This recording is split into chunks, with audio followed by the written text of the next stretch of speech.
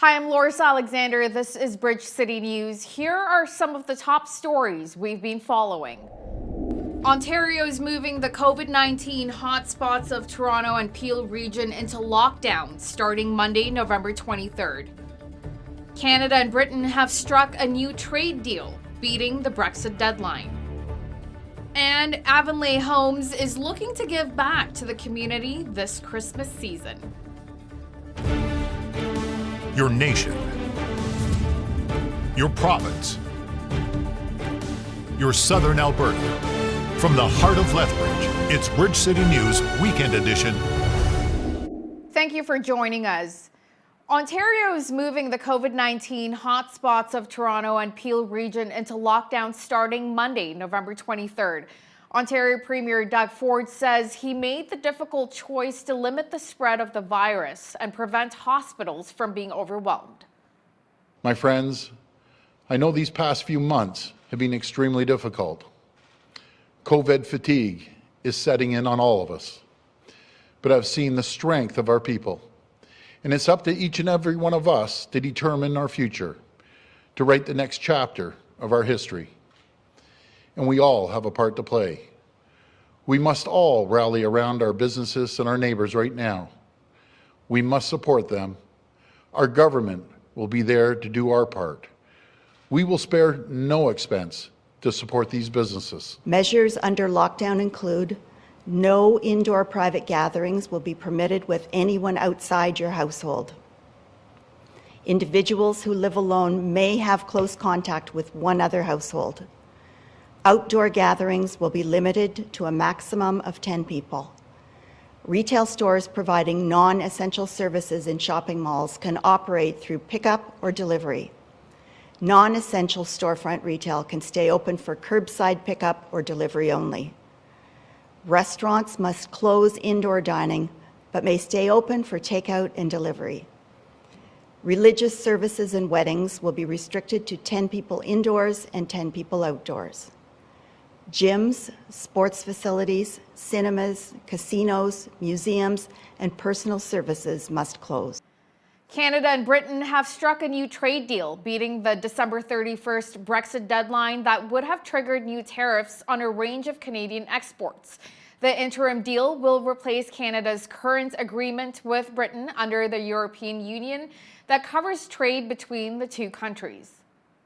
Boris, the alignment, as always, between Canada and the UK on so many issues, from security to the environment to trade, as we're showing here today, is going to continue to be incredibly important in a lot of different ways. But of course, you and I are both headed to a virtual G20 in a couple of hours that will really dig into these issues as well. And this continued sign of our collaboration, cooperation, and deep friendship and partnership is really important, not just for people in our two countries, but people around the world as well. Free trade is an important part of the way we're going to bounce back from COVID. But I also think that Canada and the UK share a perspective about building back greener and using this as a moment in which to tackle climate change, but also to create hundreds of thousands of jobs in green technology. Of course, we will ensure we talk to our businesses and our stakeholders. We do want an ambitious, high-level trade agreement, a comprehensive agreement with the United Kingdom. The CETA agreement, which is what this agreement replicates, did a number of firsts. It provided 98% tariff reductions for Canadian businesses exporting to the UK and vice versa, so that incredible market access, and it has provisions for labor and for the environment. So we certainly want a high standard trade agreement, and we will look forward to those negotiations, and we'll do that within a year's time. Avonlea Homes is looking to give back to the community this Christmas season, and they need your help. Their Copperwood Show Home is a drop-off for their food drive, and they want to pack the pantry. The food drive is running now till December 14th. Our goal is to fill our pantry with canned goods, coffee, tea, juice, pasta, any meat products, everything that should be non-perishable. And we're going to be donating it to the Lethbridge Food Bank. We as home builders, we feel a certain responsibility to be able to give as much back to the community as we can, especially in years like 2020, as funny as it is to say, it's just important to be able to kind of use our social media, use kind of the base and the clients that we, have worked with in the past to be able to just be a place for people to kind of come and just know they can donate to and be able to do it in a safe way. A lot of people are asking questions like how to do it with social distancing, leave it outside on our driveway outside of our show homes and just being able to, we'll do the rest. We want people to be able to do it in a safe manner and not feel like it's a risk coming into a show home or anything like that. As the famous saying goes, a dog is for life, not just for Christmas. But every year, many people still purchase puppies for loved ones as presents during the festive season. A local dog trainer advises us on the do's and don'ts when it comes to a puppy purchase. If you're thinking about getting a dog for Christmas, perhaps consider maybe waiting until after the holidays and things have settled down with COVID so you can provide the proper training and socialization required. With that being said, though, if you do get a dog over the Christmas holidays, make sure that you are going to be willing to spend the money on training and things like that, right? It's if you get a dog, you need to make sure you're able to train it. Perhaps consider rescuing from a local rescue instead of adopting from, out of the country or even, backyard breeders and things like that. Avoid situations like that. Around the holidays, they're often giving discounts on dogs and stuff like that, and those are generally situations I would suggest avoiding. Make sure if you are in the market for a new puppy, you are meeting the parents, you're meeting the breeders, you're seeing the homes that they live in and where they're raised. The Salvation Army Lethbridge is calling on the community for its support amid a spike in demand for its Christmas assistance programs. From the Christmas Kettle campaign to the toy drive, the Salvation Army is saving Christmas for local families in need. We run the gamut, really, of help. And in so much as what it's possible with resource base, et cetera, we try to do our very best. So the Kettle campaign, every year, it's a very short period of time where we really ask and really need people to step up and help us to help others. There's no other way of saying it. The Salvation Army has also always had a Christmas toy drive, spreading Christmas cheer to little ones. People, would come to us with needs, and who can turn away a crying mom, right, or a hurting dad, someone who's either through health-related issues or work or employment issues. Who can turn folk like that away? There is a particular need for toys for infants and teenagers. From newborn to about 3-4 years old, we seem to be a little bit low on those toys. And of course for teens, we know that buying for teens is really difficult because, teens want expensive things. We, of course, can't afford to do that. But, stocking, stuffer type items, smaller, lower ticket price items, anything that would be relative to what a teen would like. Bladen says the Salvation Army's work is a response to God's love. We want to be a part of meaningful community, but beyond that, we do it because that's what God would have us do. We simply model ourselves after the Lord Jesus Christ. That's all it really comes down to. It's really quite simple, and we don't need to make it complicated. If you just do as God would have you do through the example of Jesus Christ and the presence of His Holy Spirit within us, it's really quite simple. Recapping one of our top news stories, Toronto and Peel region in Ontario, both COVID-19 hotspots will be locked down starting Monday. Premier Doug Ford said that this is to limit the virus's spread and prevent hospitals from being overwhelmed. And a look at weekend weather. We'll have cool weather for the next number of days, but thankfully no snow.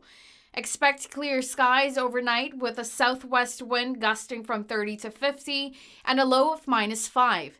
And for Sunday, mainly sunny with a high of 6.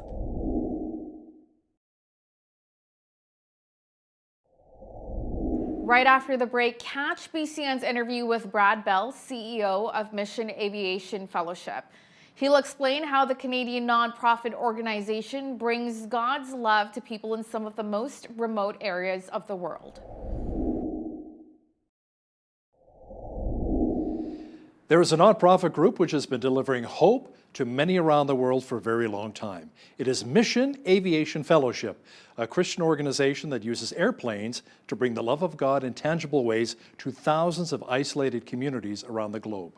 Joining me now is the CEO of Mission Aviation Fellowship, Brad Bell, joining me from Guelph, Ontario. Welcome to Bridge City News, Brad. Thank you, Hal. Good to see you again. You too. Now, how would you best explain what Mission Aviation Fellowship is all about in a more specific way? Yeah, so you mentioned our mission statement, sharing God's love through aviation and technology. We're in about 30 countries, and we use our aircraft to deliver medical and food aid. And those same aircraft also transport local pastors and evangelists and doctors. So the work is quite varied between each country, but that's typically what we do.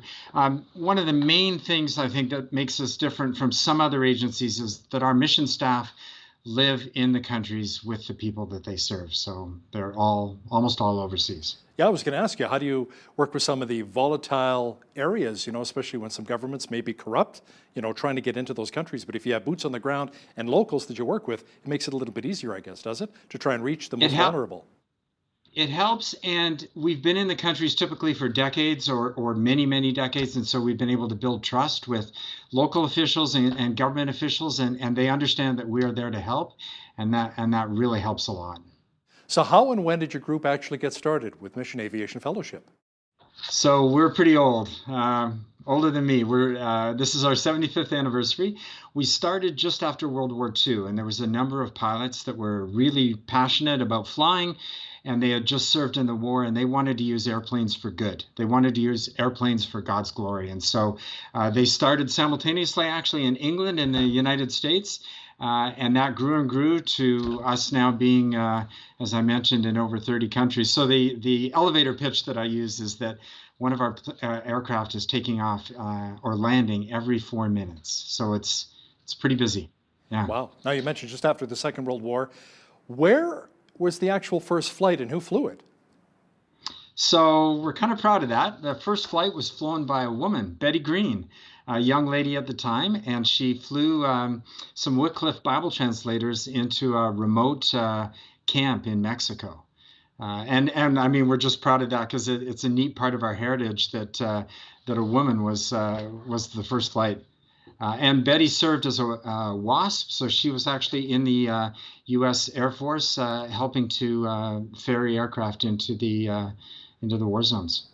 I was reading on your website, Brad, that Mission Aviation Fellowship has made over 52,000 flights, carried around 150,000 passengers, hauled over 5 million kilograms of cargo, and covered 7.2 million kilometers.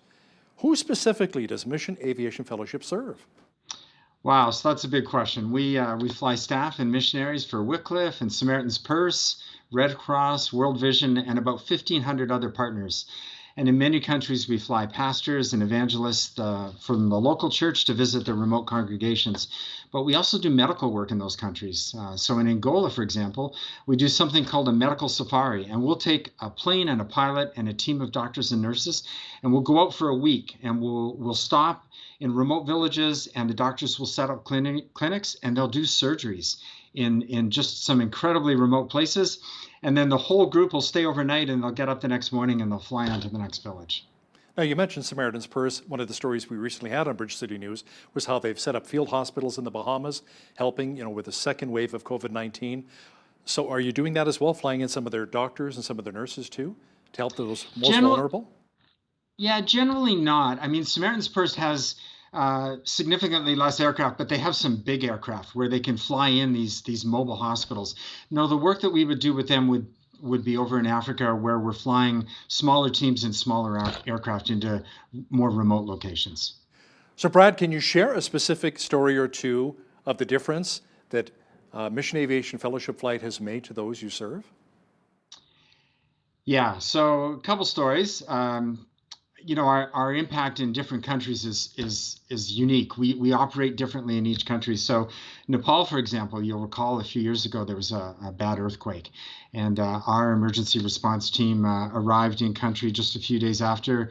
We set up an office, opened that up, and And we had partners literally lined up out the door, down the stairs, and around the block. And so we were able to work with some amazing organizations to fly in food and building supplies and doctors and engineers to help reconstruct a lot of the villages that had been destroyed.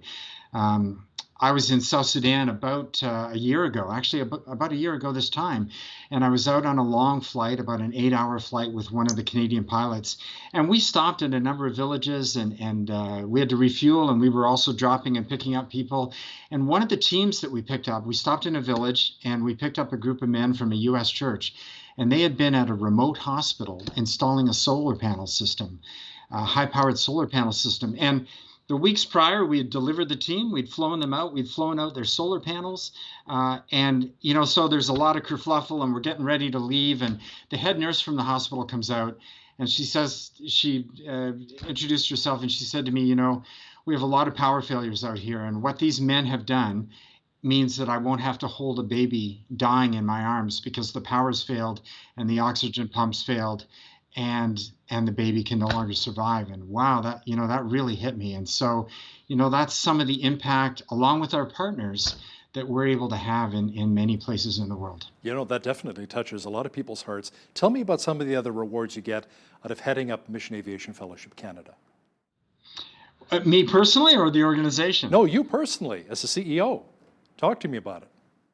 Wow. Well, I used to be. I started my own technology company at a university, so I did entrepreneurial tech for 26 years. And I was just in an interview earlier today talking about how meaningful this work is, how important it is to be able to have this impact on people's lives, to be able to share the gospel. It has just been incredibly rewarding. And most days I am just honored and humbled and proud to be able to be part of this organization.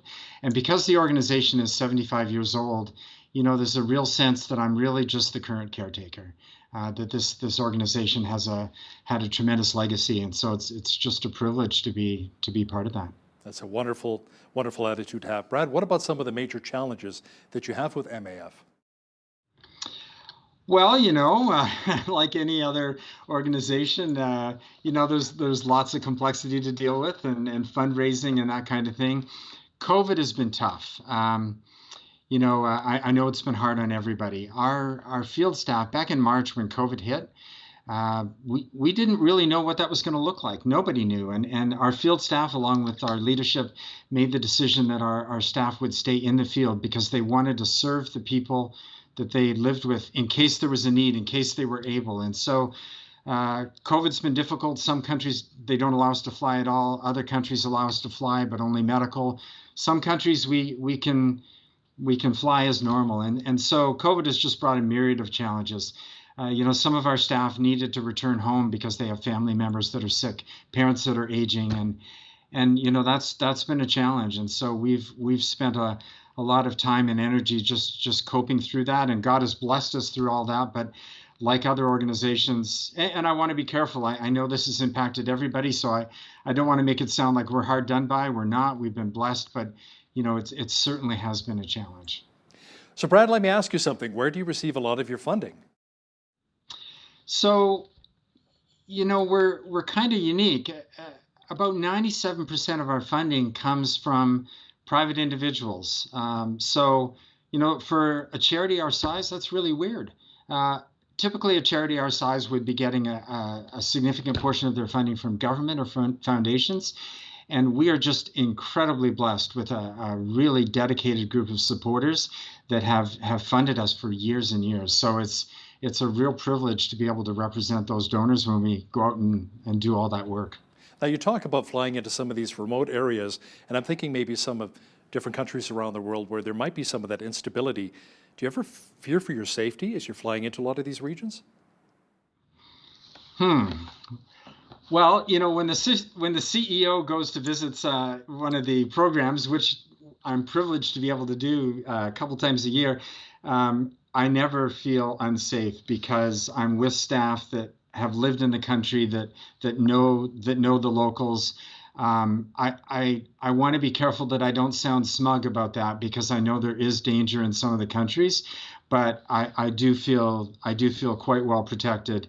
But, clearly our staff at some points are in danger.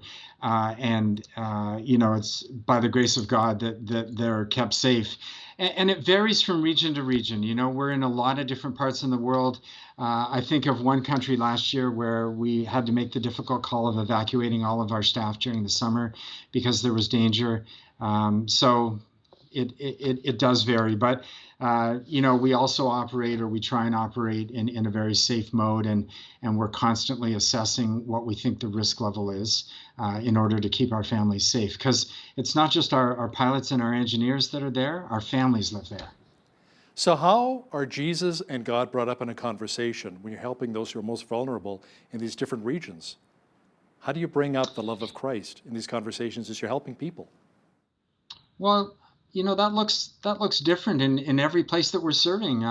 Sometimes if we're flying an evangelist or a pastor into a remote village to do a tent meeting, it's pretty clear why we're there. And we're sharing with staff about our Christian life and our Christian values. In other places, it's simply that we're there. It's simply that we're there to do a medevac, to bring a sick patient back. And a lot of what we do, I often say this, it's the work that our pilots and engineers and that they do is amazing, but the work that our spouses do is in some cases almost more. So that they're helping do a homeschool, or they're teaching at a school, or they have a group of people over at their home and every week, and they're just visiting, and they're just living life with these people. And I was in Uganda last year. One of the wives has a street ministry for street kids. And every week she goes and she works with 50 to 100 street kids, and they do reading and they do singing and they feed them and just doing life and just sharing God's love. So, it just looks different everywhere we are. And I can imagine learning about all the different cultures and foods and languages. That's also quite rewarding as well. How many aircraft do you have? I'm just curious. About 130. Wow. Yeah, so, one of the other taglines is we have the world's largest fleet of small aircraft. A lot of those are Caravans and Kodiaks, which would be 10 or 12-seater aircraft. So substantial, I like to call them large little aircraft. So substantial aircraft that can carry a lot. And then, of course, we have some smaller 4-seaters and that kind of thing as well. How is Mission Aviation Fellowship planning for the future to ensure that your group remains effective and has a big impact in countries around the globe? That's a big question. So, I'll touch on one area. So one of the areas that we've started to look at in the last 5 years is something called disruptive technology. And disruptive technology, you'd be familiar with that, Uber. Look what Uber's done to the taxi industry, or Airbnb to the hotel industry. And so we're vigilant for technologies that might be disruptive in a harmful way, but could also be disruptive in a positive way. So I'll give you an example. One of those technologies is electric flight. We think there's a lot of promise in electric flight. It has the potential to reduce our costs by almost 100-fold, and that would allow us to do, just incredible. So that would allow us to do more ministry for less dollars. It would allow us to fly people that could never have afforded our services before, and some of the electric flight does vertical takeoff and vertical landing. So we need airstrips. We don't need big airstrips. We don't need fancy airstrips. They can just be grass strips, but we need some form of flat airstrip right now to land. If we could do vertical takeoff and vertical landing, then, we'd be able to reach even more remote locations than we can now. So outside of airstrips, what are some other key areas where you're asking for prayer when it comes to your ministry? Yeah, so a couple of areas that come to mind. COVID and the impacts of COVID this year. I don't know about you, but I've been on a lot of calls where people are just tired of COVID. And again, I don't want to sound like I'm whining. We are incredibly blessed, but COVID's been hard, and we have families overseas that were supposed to come home this summer that couldn't. Some of them are feeling isolated. We've had a couple of instances where families have had family members pass away, and they were unable to return home, and that's tragic. So, just prayer for that. It's hard for everybody. And then just our general prayer request is for safety. we do something that's dangerous. We fly aircraft all over the world, and we fly safely, but we never want to take that for granted. And so we just constantly ask for prayer for safety. Amen. Brad Bell, CEO of Mission Aviation Fellowship, thanks for joining me today from Guelph, Ontario. Thank you so much for having me on the air. Bye-bye. Our next guest knows firsthand what it's like for life to take an unexpected turn.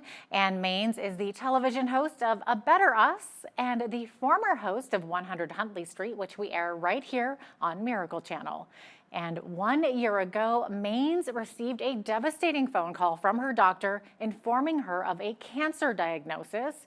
And she's journaled her way through this journey over the past year and has now turned that journal into a devotional to help others. Joining me now from her home in Waterloo, Ontario is Ann Maines. Ann, welcome to the show. We are so happy to have you with us today.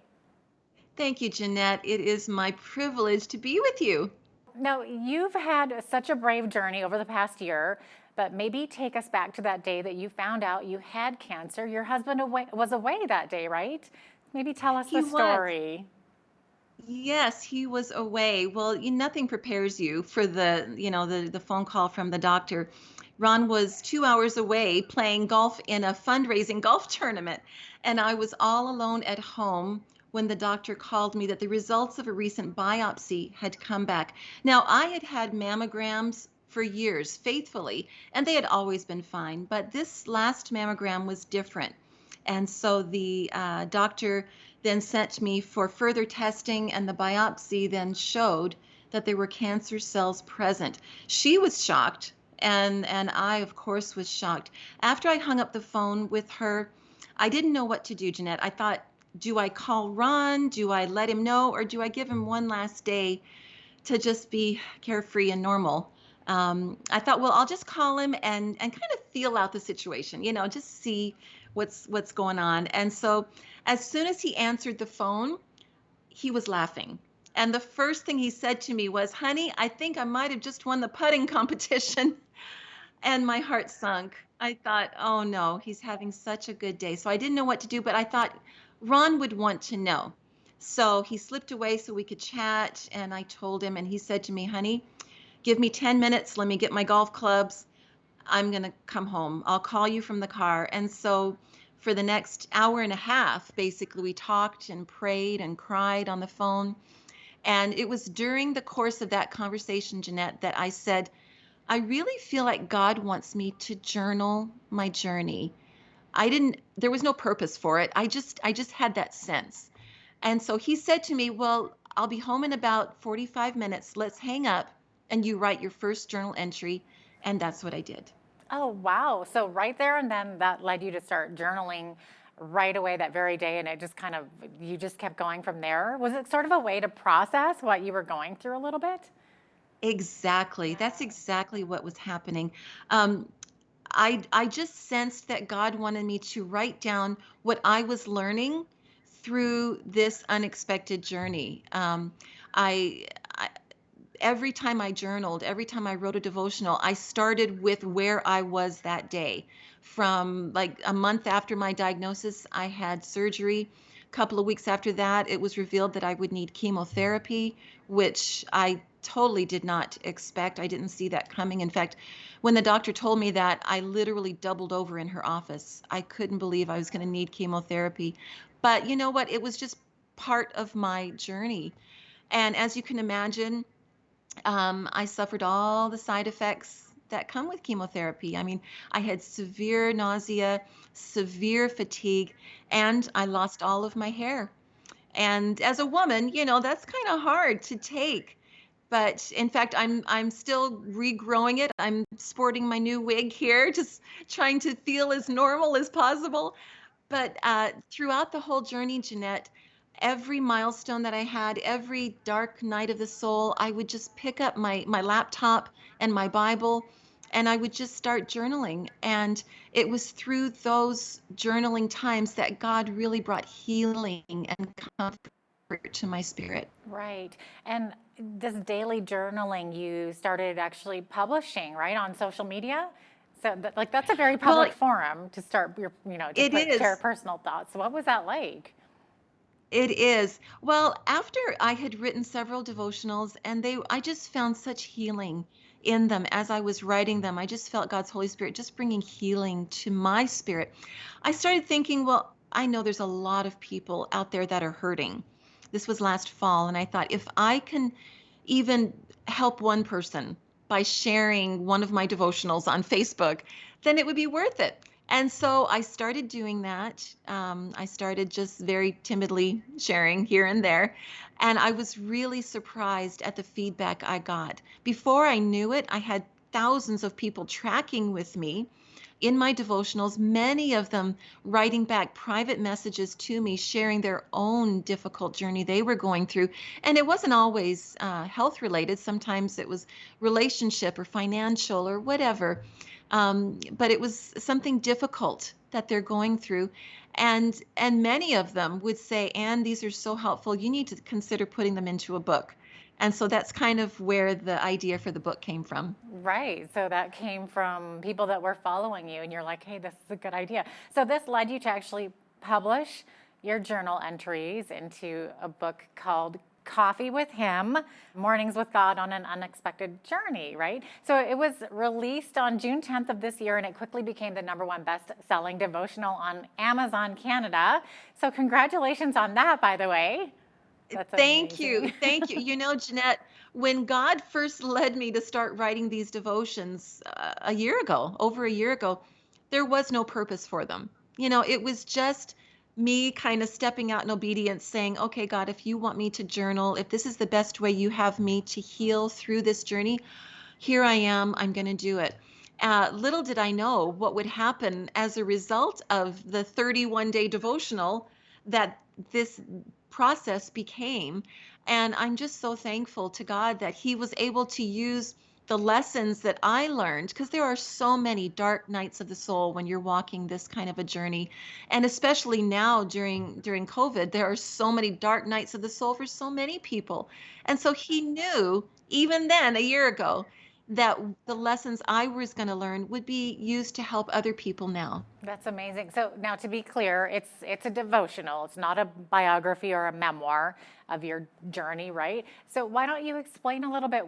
Tell us about the book. What's in it?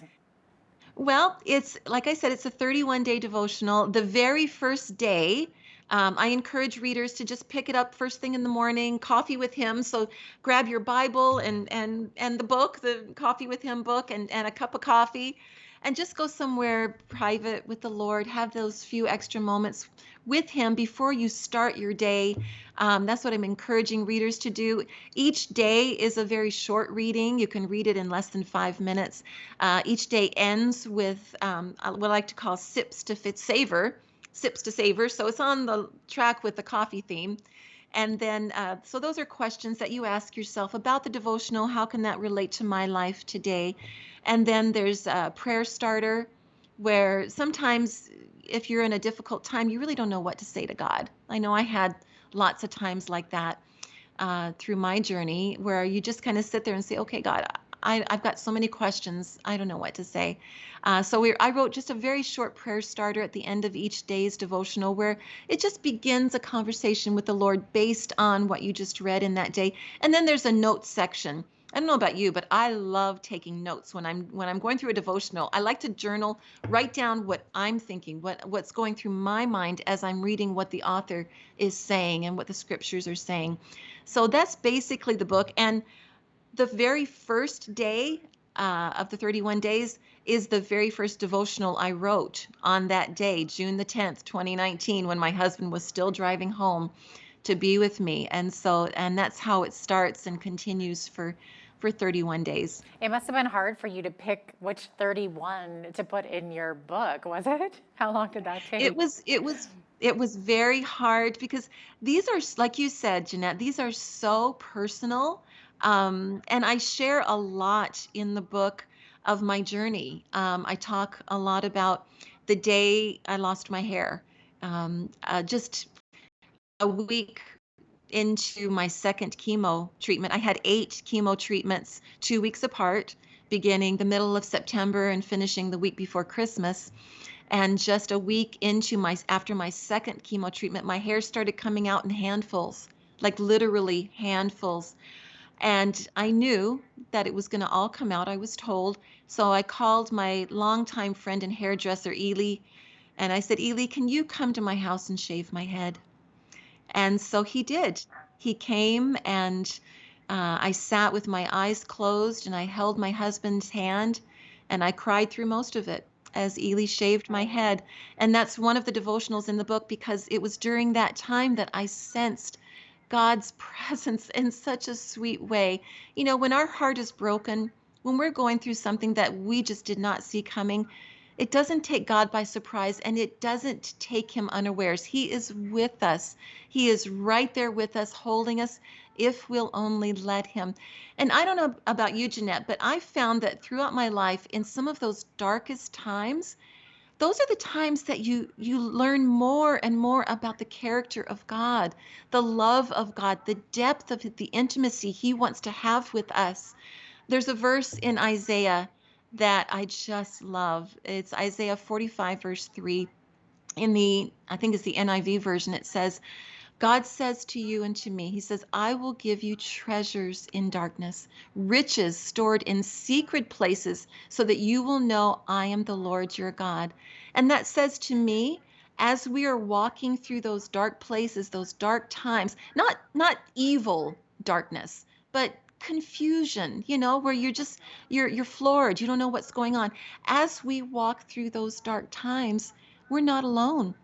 God is with us. And not only is he with us, he has gifts for us in that darkness that we can only receive as we walk through those dark times. And for each of us, they look different.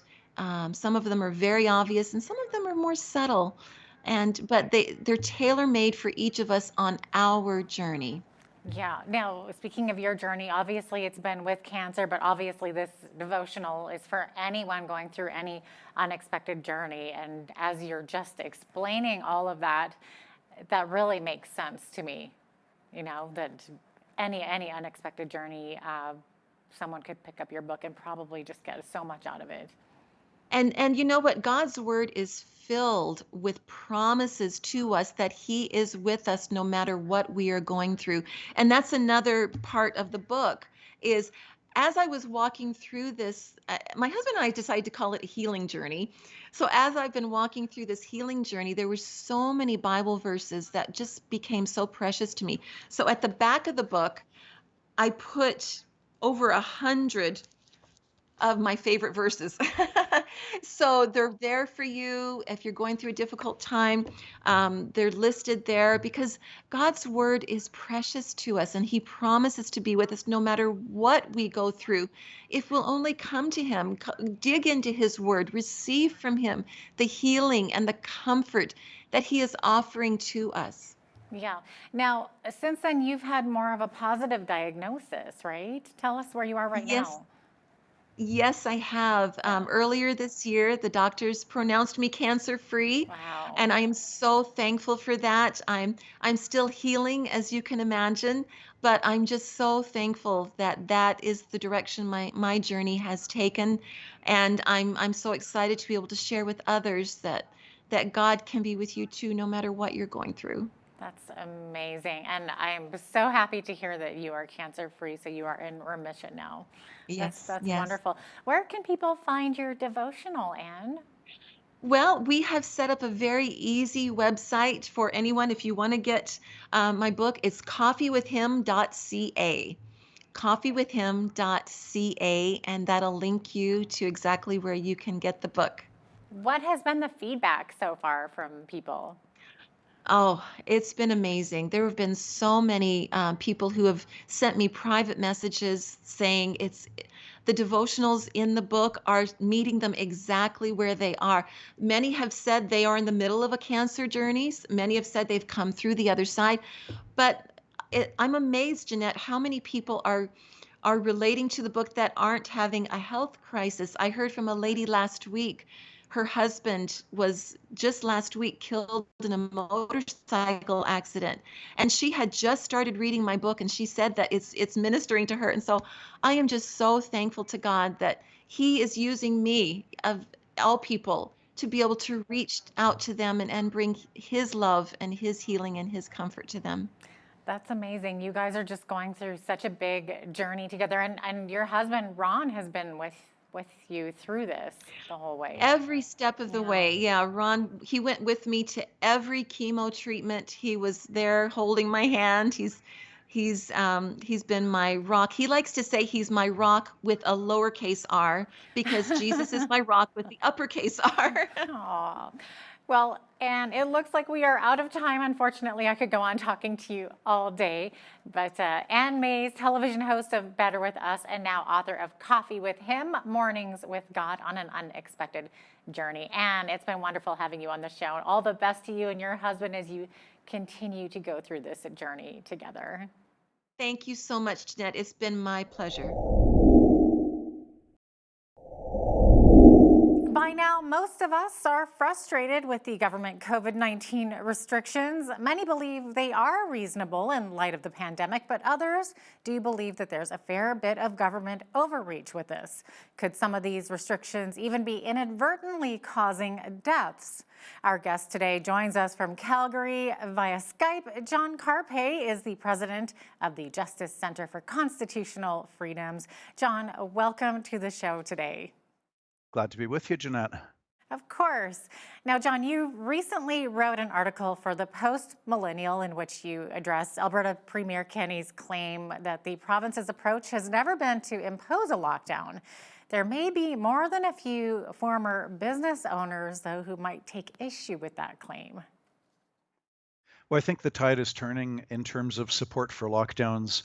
Obviously, as you mentioned, a lot of people are still very supportive, but I think there's a growing number of people are seeing the harms that the lockdowns are producing, from things like surgeries that are being canceled, people being thrown into unemployment and poverty and despair, people suffering bad health impacts because it was, for months on end, it was illegal to see your chiropractor, physiotherapist, naturopath, podiatrist, massage therapist, dentist. All of this was prohibited. And so I think in Alberta, Premier Kenney is slowly shifting towards an anti-lockdown position, which is all well and good. But then he said on Twitter in October that we've not had lockdowns in Alberta, which is just insane. I mean, we had schools closed, we had businesses shut down, gyms were closed for months on end. Yeah. Charities still cannot have a fundraising dinner with more than 50 people present, and kids are required to wear masks in schools. So we still have lots of lockdown measures in place today. Absolutely. Now, the World Health Organization recently urged world leaders to stop using lockdowns as the primary control method for COVID. Now, they have flip-flopped on this quite a bit, but what are their concerns about how lockdowns affect a lot of populations around the globe? Well, Oxfam released a report some weeks ago saying that over 300 million people in the third world have been forced into unemployment. And for those people, it's not like in Canada where you get a CERB payment and you still have some means of paying for your groceries and food and rent and utilities. But these people they might be living on $5 a day, $10 a day. And so they go out, they work, they earn their $10, and then they spend the $10 to buy food for themselves and their families, and they live from day to day. So it's crushing to have 300 million unemployed people in the third world, and it's going to lead to malnutrition and starvation, and it's going to be horrific. And so the World Health Organization, thankfully, is taking note of this after promoting lockdowns for months on end. And now they're saying, oh, well, wait a minute, this is making people who are already very poor, is pushing them over the edge.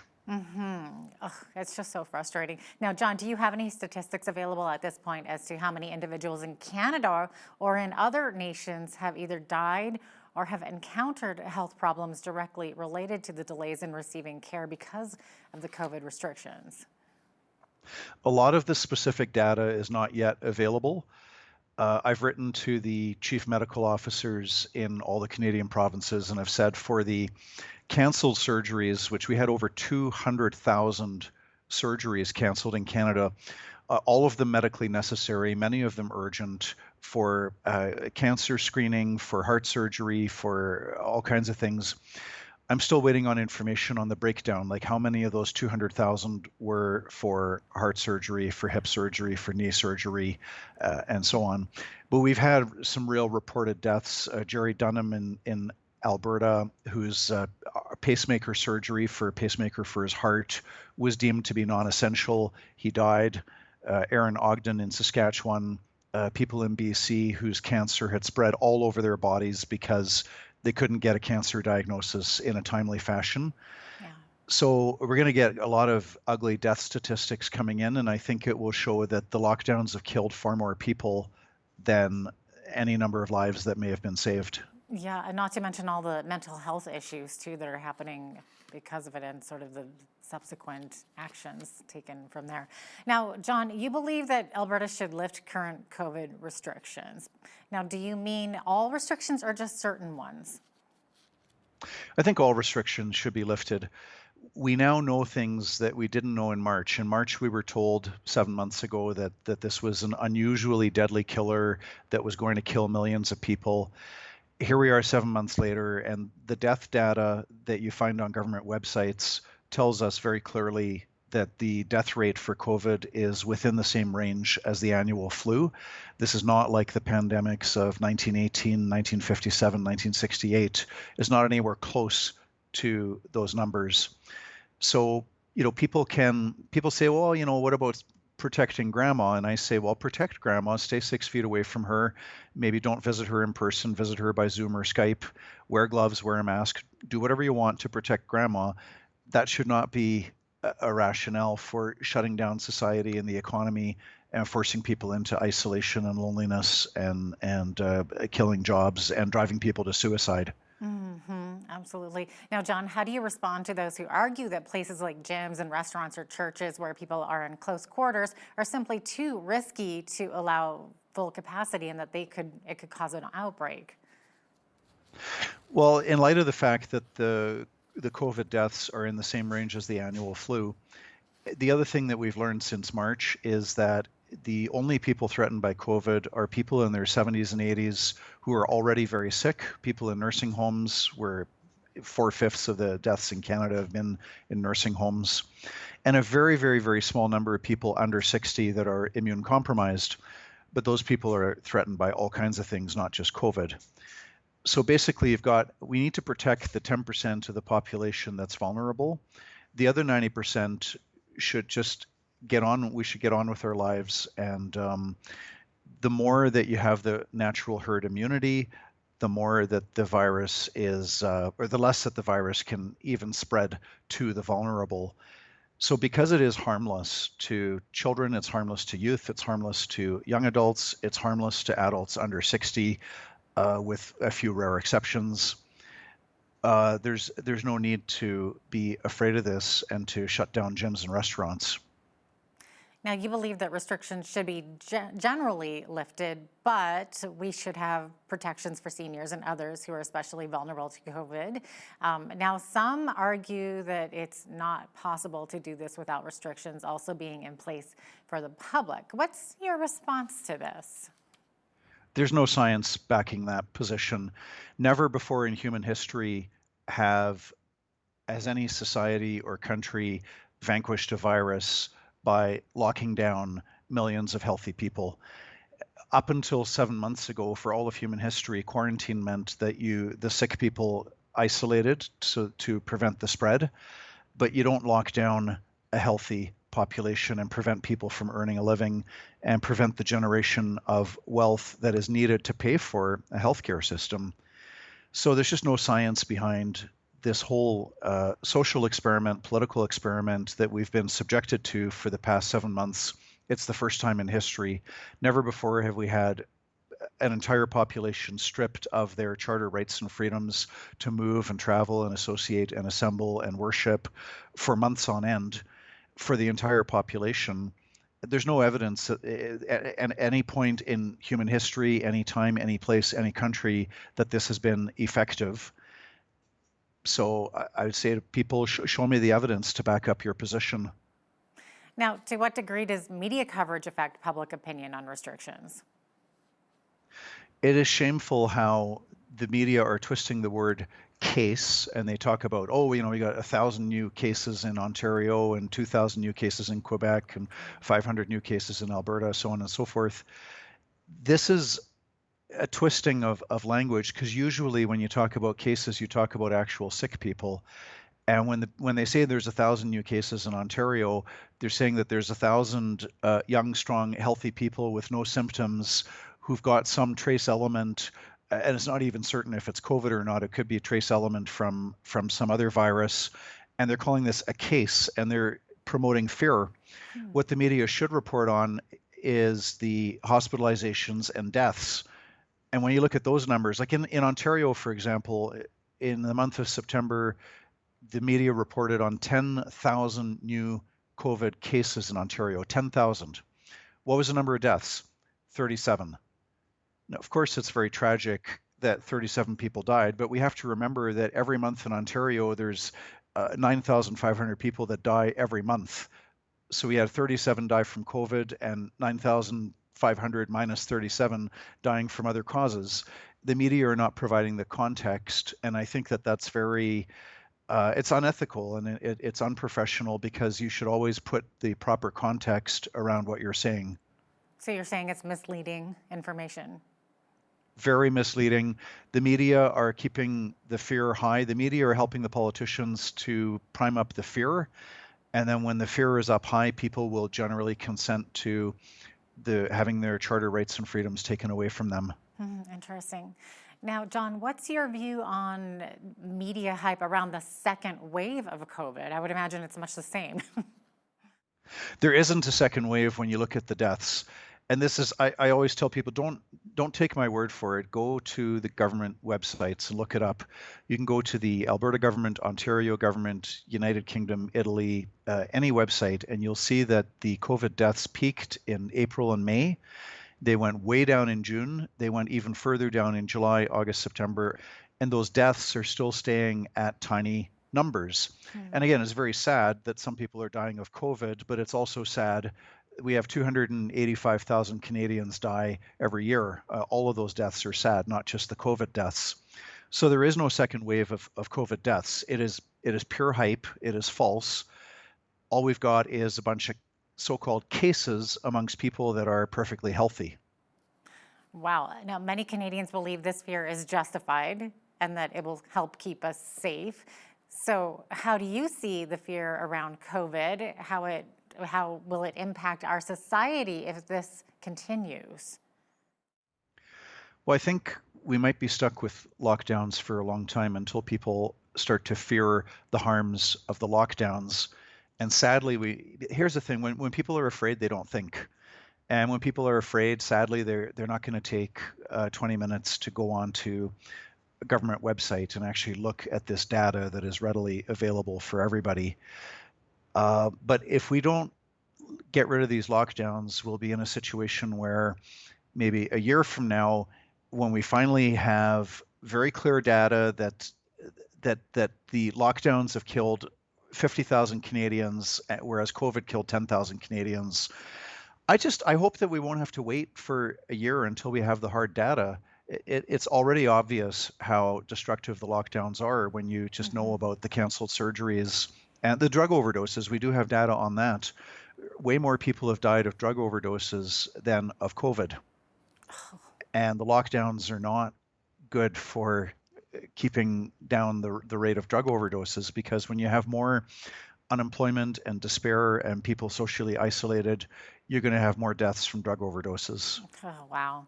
Now, some municipalities have put in mandatory mask policies for all businesses and public spaces, Lethbridge included, and including Calgary, where you are. It certainly has caused some contention between those for and against it.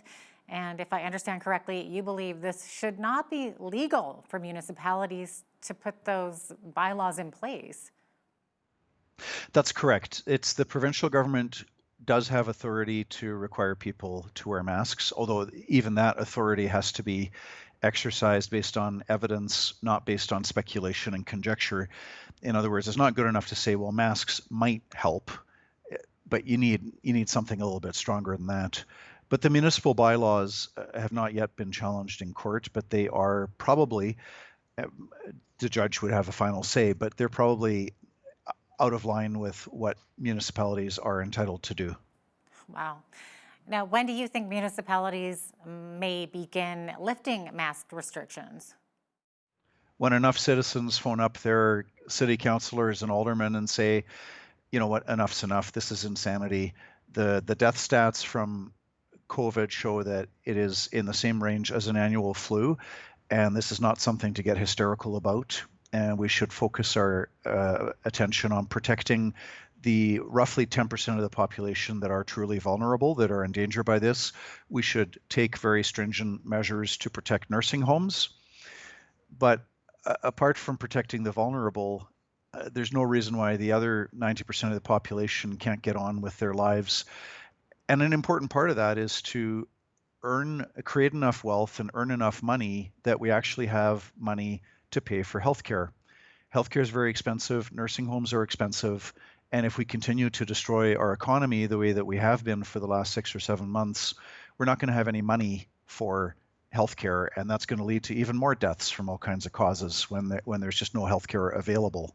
John Carpe, president of the Justice Center for Constitutional Freedoms. Thank you so much for being with us today. Thank you. Have a great day. You as well. I'm Jeanette Roche on behalf of all of us here at BCN. Thanks for watching.